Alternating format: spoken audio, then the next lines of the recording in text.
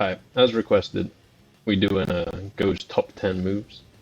Bit weird, don't usually do this kind of shit. I want to preface this by saying this is my opinions on it, and all of the characters' moves have like some use in the game somewhere. Like there will be a situation where everything is useful. Go currently has a few redundant ones, which I won't really go into too much. Like two or 8p plus k is a bit redundant compared to 2 or 8p k plus g.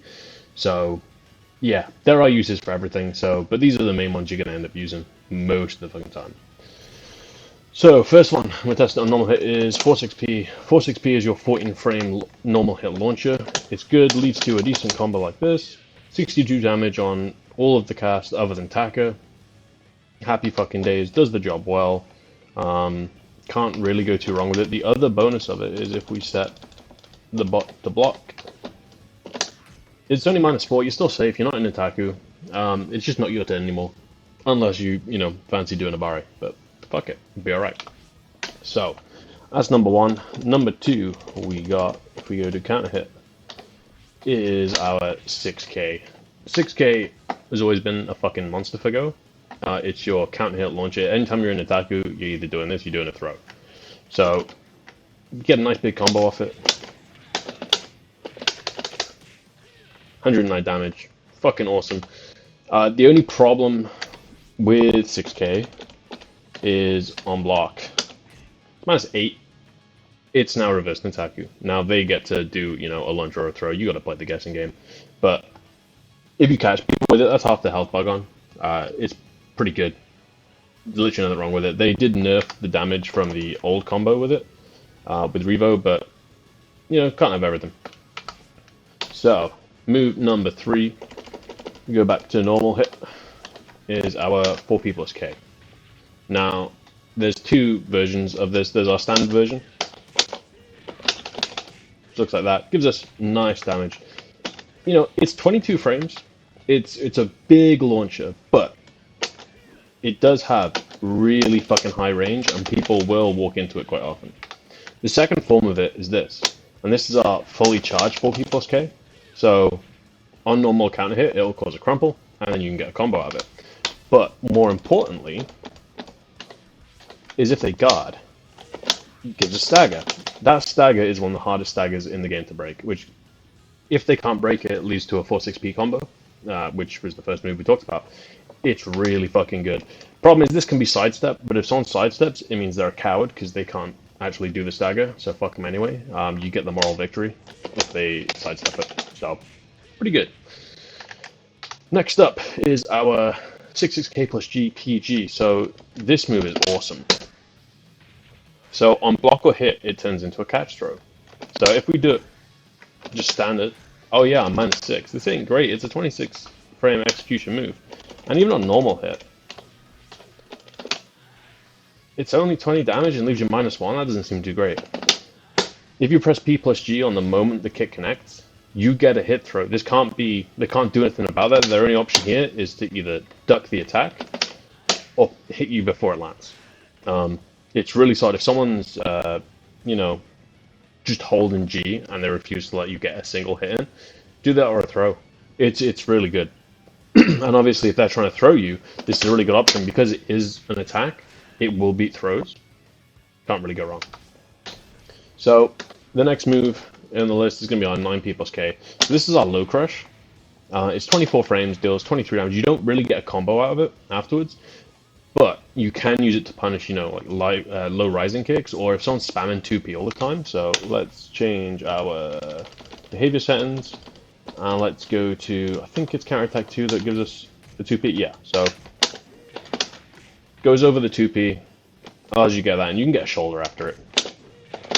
That's guaranteed. 46 damage is nice, especially with newer players who will sit there doing this the whole time. It's useful to have. I think it got buffed a little bit in this actually because I think they gave it more active frames, which is pretty good. Can't really go wrong there. Which is more useful in the situation of dealing with low rising kicks. But next up we have, we don't have to change settings now actually, which is really nice, is our 2 PKG. So Goh has a few Sabakis, but this is our low Sabaki, and leaves us plus 19 after the Sabaki, which guarantees our 1P plus K launcher. The frame advantage differs on range, so you do have to be careful with it because sometimes it's really hard to test because they've changed, you know, like how standing P works and always gives you the walking forward P. If you're at a further range, sometimes you will be able to whiff your 1P plus K, which is not good. Technically, you could get 3KP guaranteed out of it, but because it covers more distance, but 3KP got nerfed, and ideally you want the launcher, so just be careful when you're actually using it. But nice big damage combo just because they try to hit you. Fucking perfect.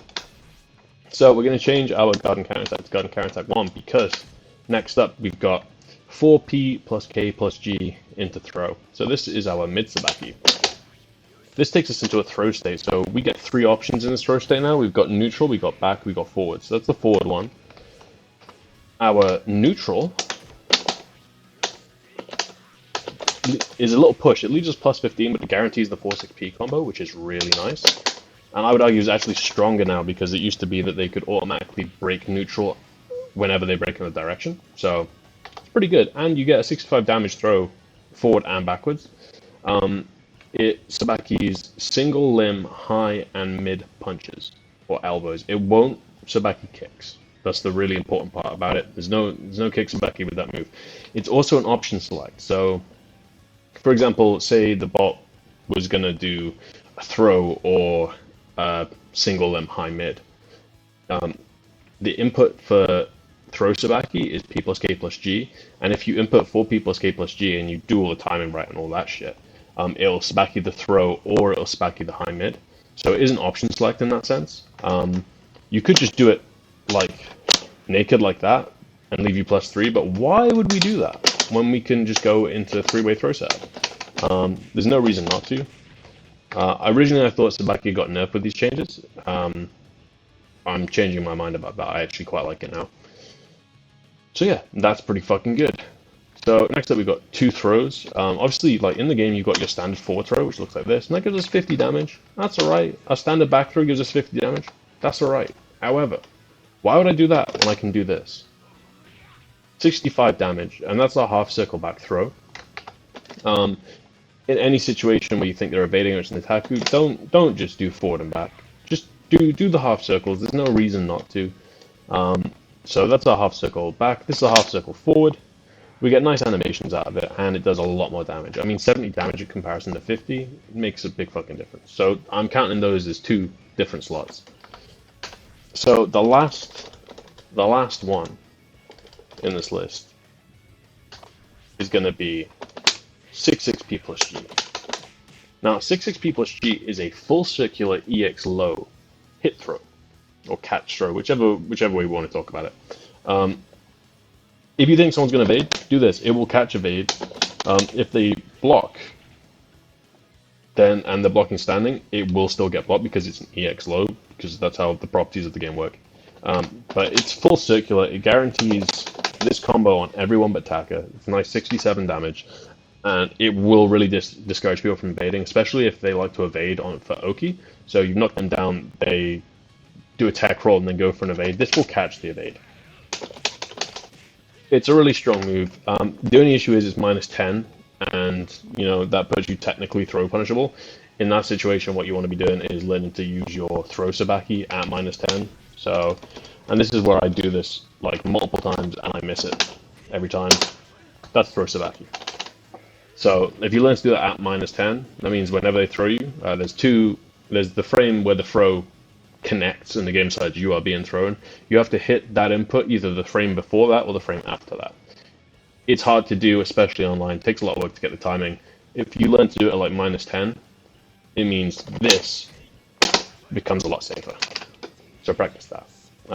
That's what I'd say is the top 10 moves for Go, as far as I'm concerned. That'll change depending on who you ask. Someone asked me to make this video in the comments, so I was like, yeah, fuck it, I got nothing better to do in my life. So, there you go. Enjoy.